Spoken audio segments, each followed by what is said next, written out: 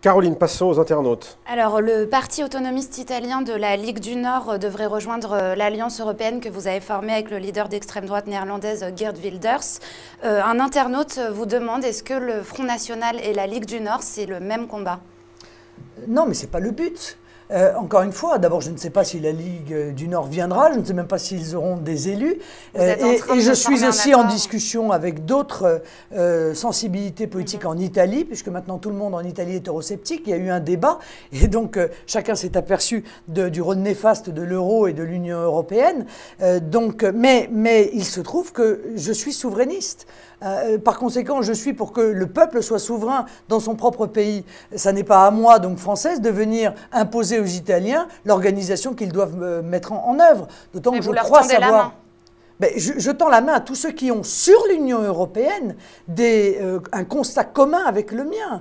Et tous ceux qui, dans leur pays respectif, veulent redonner la parole à leur peuple et veulent retrouver leur souveraineté budgétaire, monétaire, territoriale, législative.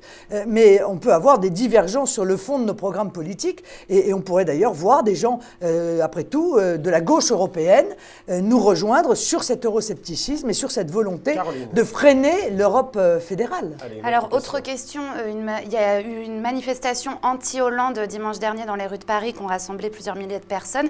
Plusieurs internautes vous demandent quelle est la position du Front National. Est-ce que vous condamnez cette manifestation? Mais je n'ai pas à condamner ou à cautionner. On a entendu des chants antisémites, xénophobes. Écoutez, moi je condamne tout ce qui peut apparaître comme raciste, antisémite, les comportements de certains provocateurs ou de certains extrémistes, mais je ne peux pas condamner les dizaines de milliers de personnes qui étaient là au motif que quelques-uns se permettent de commettre ce genre de choses. Bon, je crois qu'il y a eu là une coalisation, et j'essaie de l'analyser sur le plan politique, des colères. Or, ces colères, elles existent, elles sont fortes, elles sont puissantes, et je ne crois pas que criminaliser, si vous voulez, ces manifestations, comme l'a fait M. Valls ainsi que ses amis ministres, au motif que quelques-uns auraient eu des comportements inadmissibles, ne me paraît pas être raisonnable, voilà, et susceptible d'apporter une sérénité. Maintenant, moi, je suis à la tête d'un parti politique. Pour moi, la colère, elle doit s'exprimer dans les urnes.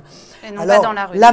Mais la manifestation est autorisée, me semble-t-il, dans notre Constitution. On a le droit de manifester, mais je pense que l'efficacité, c'est de réclamer un changement dans les urnes et pas seulement dans la rue.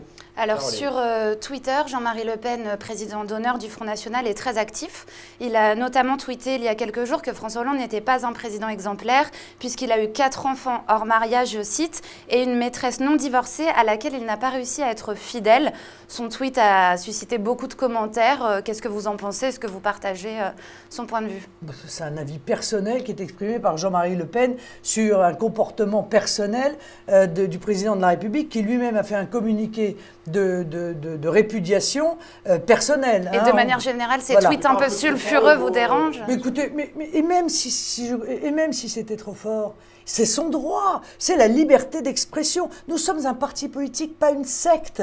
Par conséquent, il se prononce à titre personnel, c'est son avis personnel, et le Front National n'a pas fait de tweet sur ce sujet-là. Bon, on a aussi le droit de s'exprimer avec ses tripes, avec son cœur, avec sa sensibilité. C'est un droit au Front National. Je sais qu'il y a de moins en moins de partis où on a le droit de s'exprimer, mais en l'occurrence, au fond, on a le droit. Merci Marine Le Pen, et puis à la semaine prochaine pour une nouvelle édition de Décideurs politiques. Au revoir.